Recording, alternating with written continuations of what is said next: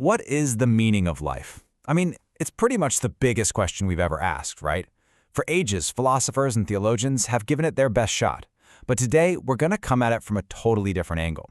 We're using science as our guide to figure out what life actually is and what gives that life meaning. So let's dive in. So we're really tackling two huge questions here. On one hand, what are the actual fundamental rules that separate something that's alive from something that's not? And on the other hand, once we get the how of life, how can science help us figure out the why, that deep, very human need for our lives to have meaning? Okay, first things first. Before we can even touch on meaning, we have to go back to basics. We need a solid, scientific definition of what life even is. So let's take a look at the biological blueprint. The first thing you realize is just how incredibly tough and resilient life is. It pops up in places you'd think are completely impossible. We're talking boiling, acidic pools in Yellowstone, the crushing blackness at the bottom of the ocean, and even frozen solid inside ice that's been there for 1,000 years. Life, it turns out, well, it's everywhere. And the sheer variety is just mind-blowing. At one end of the spectrum, you've got the blue whale, the biggest animal on the planet. And at the other, you've got tiny little frogs like this one, not to mention countless microscopic critters. But here's the crazy part.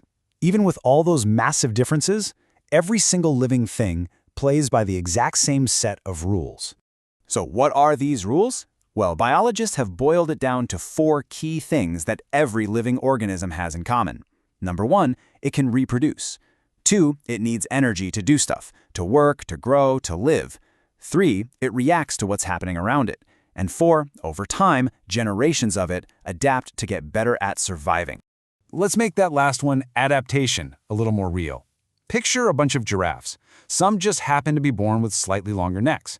Now imagine a drought hits, and the only leaves left are way up high. Who's going to eat? The long-necked giraffes. So they're more likely to survive and have babies with, you guessed it, long necks. That's adaptation right there.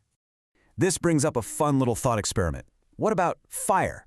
Think about it. It consumes energy, wood, oxygen. It grows. It even kind of reproduces when it spreads.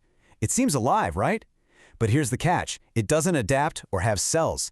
To be considered alive, you have to check all the boxes, not just a couple. Fire doesn't make the cut. Okay, so biology is fantastic for understanding the nuts and bolts of how life works. But it doesn't really get at that other, much more personal question, why does any of this matter to us? And for that answer, we need to switch gears from biology to psychology. So let's jump into our second section. We're shifting our focus now from the universal rules for all living things to the very unique, very human search for meaning. Now, let's get one thing straight right off the bat. Science isn't going to just hand you a little card that says, here is the meaning of life. Sorry. But what it can do, which is maybe even better, is give you a scientifically backed framework, a toolkit really, that you can use to build your own meaning. So, what's in this toolkit? Well, according to researchers, a life that feels meaningful usually stands on 3 main pillars, kind of like a 3-legged stool. You need all 3 for it to be stable. They are coherence, purpose, and significance. Let's break down what each of those really means. First up, we have coherence. This is basically the feeling that your life makes sense. It's the story you tell yourself about yourself. When you look back, can you connect the dots? Does it feel like the pieces of your life, even the messy ones, fit together to form a clear picture? That's coherence. Next is purpose. So if coherence is about looking at your past, purpose is all about looking to your future. It's like your internal compass. It's having goals that you care about, goals that point you in a direction and gets you moving. It's the why that gets you out of bed in the morning. And that brings us to the third pillar, significance.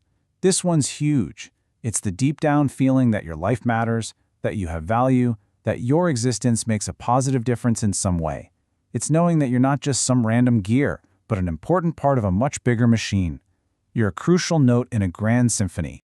And listen, this isn't just some fluffy philosophical idea. This stuff has real, tangible benefits for your physical health. Seriously, studies show that people with a strong sense of meaning have a lower risk of Alzheimer's, heart attacks, and strokes. They even tend to live longer.